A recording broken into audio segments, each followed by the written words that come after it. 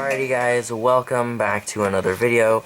So in today's video, I've got a really interesting palm here, which is called Gambler's Cop. Now this move was originally created by Daniel Madison, so let's go ahead and get started with this move. To start off, I'd have you select a card, any card you'd like.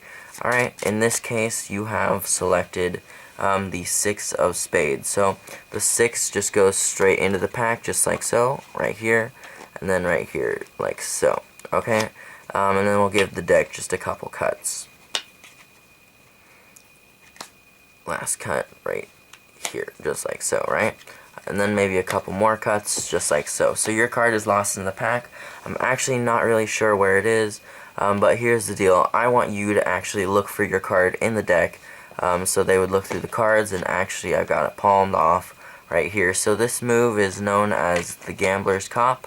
Let's go ahead and get into how it's done. So to start off, you can have them mix up the pack just for this specific trick, and then they'd have a select card, boom, and then you'd control it to the bottom by means of like a call or something, or anything you'd like. So let's go ahead and say they selected the 7.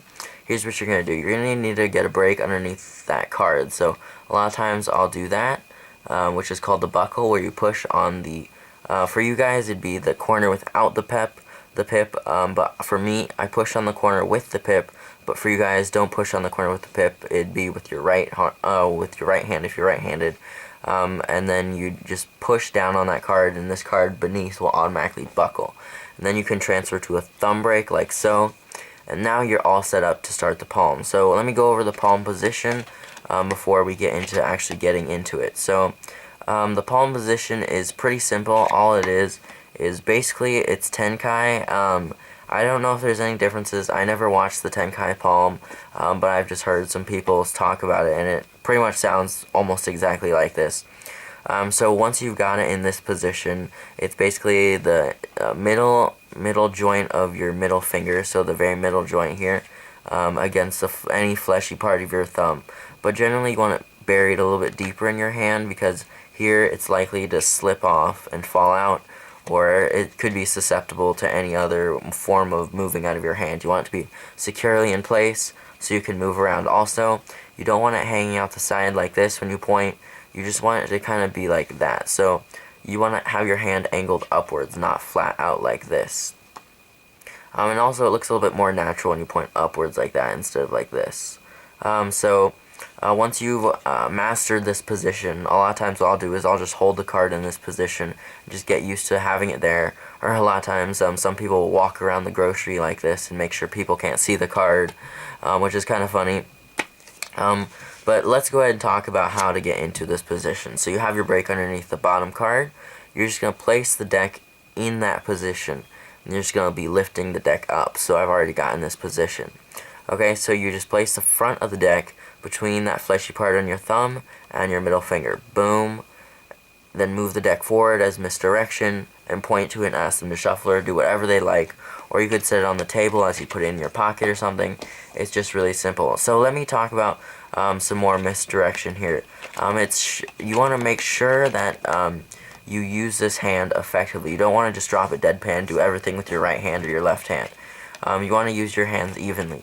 So give this hand a function with the card. So for me, what I like to do is I'll point to the card with both hands, and then I like give an example of like spreading out the cards for them, and just like I'd flip it over, spread out the cards, and say, look, was your card any of these cards? And of course I'm doing something with my hand, but the funny thing is the card is exactly like right in my hand, so I'm like looking for this card that's in my hand. It's kind of like looking for glasses that are on your head. But anyhow. After, like, you want to make sure the misdirection is hard, though, because this move is a little bit bolder than I would like it to be. With a standard palm, you practically got the whole card just in your hand, and you don't even have to do anything with it. It looks so natural. But with Gambler's Cop, the most natural position is either pointing your hand or just resting down on the side like this. But you don't do this without a table. Just having it on your side is a little bit harder. So let me talk about putting the card back on the deck. Once you got copped off like so, you want to just basically reverse your other action. So it was like this. Now to bring the deck back, covering the card and then sliding this card back onto the deck, just like so. So now I've just replaced the 7 on.